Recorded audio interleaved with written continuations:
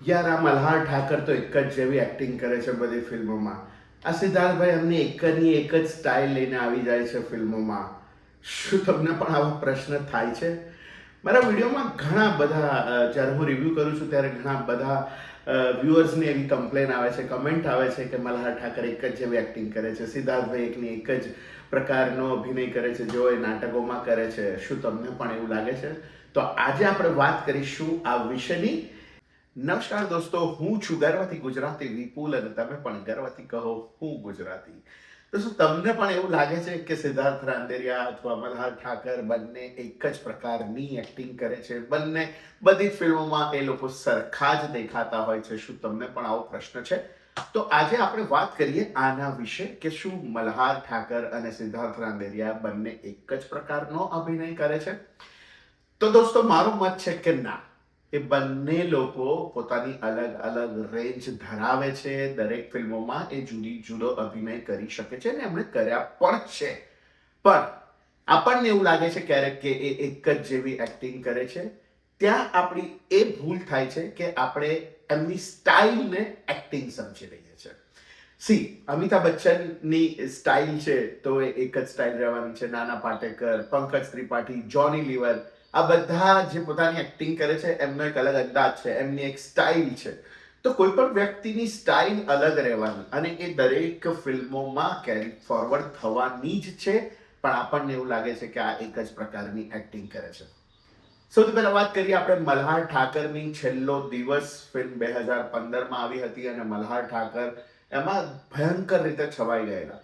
ફિલ્મનો હીરો હતો યશ સોની અને સેકન્ડ લીડ કરી રહ્યા હતા મલ્હાર ઠાકર. પણ લોકોને મલ્હાર ઠાકર બહુ જ ગમ્યા અને લોકોએ મલ્હાર ઠાકરની એક્ટિંગના ભરપૂર વખાણ કર્યા. અને મલ્હાર ઠાકર છેલ્લા દસકાથી સુપરસ્ટાર છે ગુજરાતી ફિલ્મ ઇન્ડસ્ટ્રીના. પણ ઘણા લોકોને એવું લાગે છે કે મલ્હાર ઠાકર એક જ પ્રકારની એક્ટિંગ કરે છે, દરેક ફિલ્મોમાં એક જ સરખા દેખાય છે. પણ એ જ એમની સ્ટાઇલ લોકોને ગમે છે. તમે છેલ્લા 10 વર્ષમાં ઘણી બધી એવી ફિલ્મો હતી, પાસપોર્ટ, કેશ ઓન ડિલિવરી, સાહેબ, ઓલ ધ બેસ્ટ પંડ્યા, આ બધી ફિલ્મોમાં મલ્હારનો એક જુદો અવતાર હતો. એમાં મલ્હારની એજ અલગ હતી, મલ્હારનું કેરેક્ટર અલગ હતું, એની સ્ટાઇલ અલગ હતી, આ બધું જ અલગ અલગ હતું. પણ તેમ છતાં લોકોને ક્યાંક એ છાંટ દેખાતી હતી. પણ ઓલ ઓવર ફિલ્મમાં તમે જુઓ તો એક અલગ જ અંદાજમાં મલ્હાર ઠાકર જોવા મળ્યા છે. હવે હું એક એક્ઝામ્પલ આપીશ કે મલ્હાર હંમેશા જુદા જુદા કેરેક્ટર્સ ભજવવાનો પ્રયત્ન કરે છે. સિદ્ધાર્થભાઈએ પણ એવા પ્રયત્ન કર્યા છે. મલ્હાર ઠાકરે સાહેબ નામની એક ફિલ્મ કરી હતી જેના એ પોતે પ્રોડ્યુસર હતા અને સાહેબમાં એક ગંભીર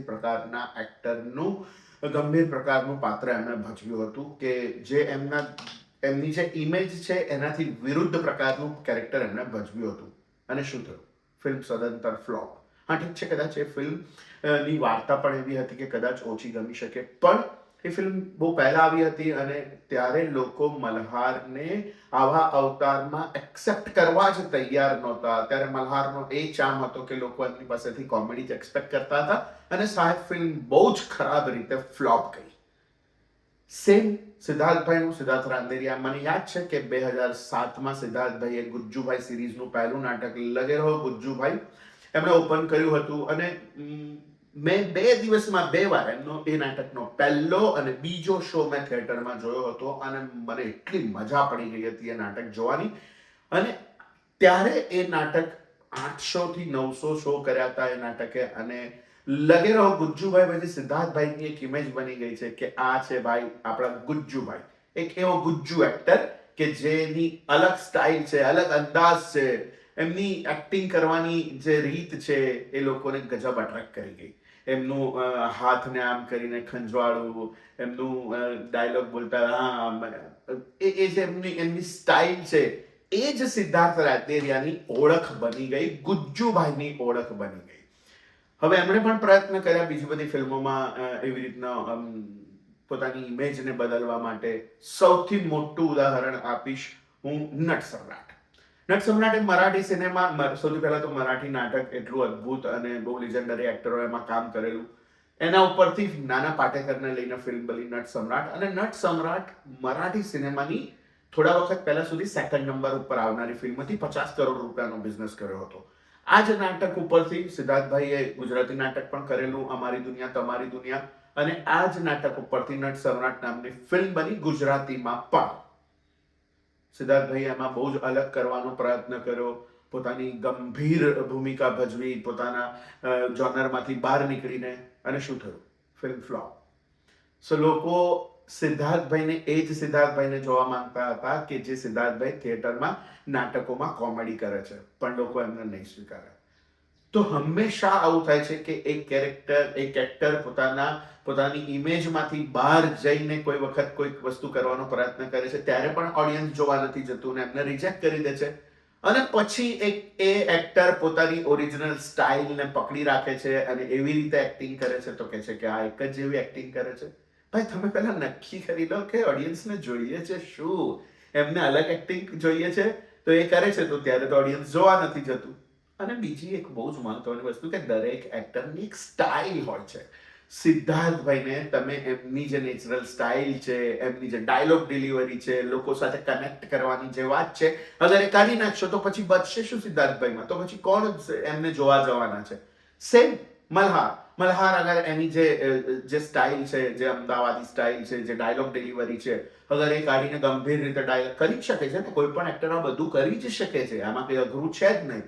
પણ પછી એ મલ્હાર નહીં રહે, એ કોઈ બીજી વ્યક્તિ બની જશે. અને આપણે જોવા જઈએ છીએ મલ્હાર ઠાકરને અને સિદ્ધાર્થ રાંદેરિયાને. ચાર્લી ચેપ્લિન જ રહેશે હંમેશા, મિસ્ટર બીન જ રહેશે હંમેશા. સો એમની સ્ટાઇલ તો એ જ રહેવાની. વેરિએશન એક્ટિંગના હોવાના, પાત્રોના વેરિએશન હોવાના, ઉંમરના વેરિએશન હોવાના, સેટઅપના વેરિએશન હોવાના, એ બધા વેરિએશન હોવાના જ. પણ આપણે ક્યારે એવું નથી કહેતા કે બચ્ચન એક જેવી એક્ટિંગ કરે છે. હવે શાહરુખ ખાન, તમે રોમાન્સ કરતો શાહરુખ ખાન જુઓ તો તમને એક જ સરખો લાગે દરેક ફિલ્મોમાં. અને એ જ તો શાહરુખ ખાનની આઈડેન્ટિટી છે કે રોમાન્સ કરે છે તો શાહરુખ જ લાગે, એ જ આઈડેન્ટિટી છે. હવે એ આઈડેન્ટિટી નીકળી જશે તો શું રહેશે? સલમાન એનો સ્વેગ કાઢી નાખશે તો શું રહેશે? એ જ વસ્તુ એમણે કેરી ફોરવર્ડ કરવી પડે છે. કદાચ મારા મતે આપણે આપણું માઇન્ડસેટ બદલવાની જરૂર છે. આ બધા કલાકારો એમનું બેસ્ટ આપી રહ્યા છે, બધા જ મેકર્સો એમનું બેસ્ટ આપી રહ્યા છે. હા, હું મારા રિવ્યુમાં મને ફિલ્મ ના ગમે તો હું એને કહેતો હોઉં છું કે આ મને ના ગમી, આ મને ના ગમી, સુધારવું જોઈએ. બટ એનો મતલબ એવો નથી કે હું ફિલ્મને વખોડું છું, હું ફિલ્મની ભૂલો તરફ ધ્યાન દોરું છું. પણ કેટલાક લોકો સિદ્ધાર્થ રાંદેરિયા, મલ્હાર ઠાકરની એક્ટિંગને લઈને એક જ જેવી એક્ટિંગ કરે છે એવું લેબલ લગાડી દે છે. મારા મતે આ વસ્તુ સાચી નથી. બંને જણાની રેન્જ બહુ જ છે. કેટલાક કલાકારોની રેન્જ વધારે હોય અને એક્ટિંગ એમની અલગ હોય, કેટલાક કલાકારોની રેન્જ ઓછી હોય પણ એમની એક્ટિંગ ડિફરન્ટ હોય. આ બંનેમાં ફરક છે. આ બંને કલાકારોની રેન્જ બહુ જ દૂર સુધીની છે અને બહુ જ સરસ એક્ટિંગ કરી શકે છે બંને. સો પ્લીઝ આ બંને કલાકારોને એવા ત્રાજવે નહીં તોડો કે એક જ જેવી એક્ટિંગ કરે છે. એમણે જે એમની સ્ટાઇલ પેદા કરી છે એ સ્ટાઇલને માણો, એમની ફિલ્મોને જુઓ. હા, કોઈ ફિલ્મ નબળી હોઈ શકે છે, એમાં આપણને ના ગમે એ કલાકાર અથવા તો એ વાર્તા ના ગમે, એ બિલકુલ યોગ્ય વાત છે કે હા ભાઈ ઠીક છે, પણ પછી એમાં આ તો એક જ જેવી એક્ટિંગ કરે છે એવી વાત નથી આવતી ક્યારેય. મારા મતે બંને કલાકારો પોતપોતાની જગ્યાએ ધ બેસ્ટ કામ કરી રહ્યા છે. બંનેની એક અલગ સ્ટાઇલ છે, બંનેનો એક અલગ સ્વેગ છે અને એ છે એટલે જ આપણે એમને જોવા જઈએ છીએ. આ બંને કલાકારો ગુજરાતી ઇન્ડસ્ટ્રીના સુપરસ્ટાર છે. સિદ્ધાર્થભાઈ આજે 70 વર્ષની ઉંમરે પણ ગુજરાતી ફિલ્મ ઇન્ડસ્ટ્રીમાં એમનો દબદબો છે, ગજબ એનર્જીથી કામ કરી રહ્યા છે. તો ઠીક છે, એમની સ્ટાઇલ છે અને એવી જ રીતે કામ કરવાના છે. ઓડિયન્સ એમની ફિલ્મોને, મલ્હાર ઠાકરની ફિલ્મોને 12, 13, 15 કરોડનો બિઝનેસ આપે છે તો ઓડિયન્સને ગમે છે એટલે જ એ એવું કરે છે. થોડાક લોકોને એવું લાગે કે આ એક જ જેવી એક્ટિંગ કરે છે, એના માટે આખી એક્ટિંગ બદલી નહીં નાખે, એમનો સ્વેગ બદલી નહીં નાખે, એમની સ્ટાઇલ બદલી નહીં નાખે.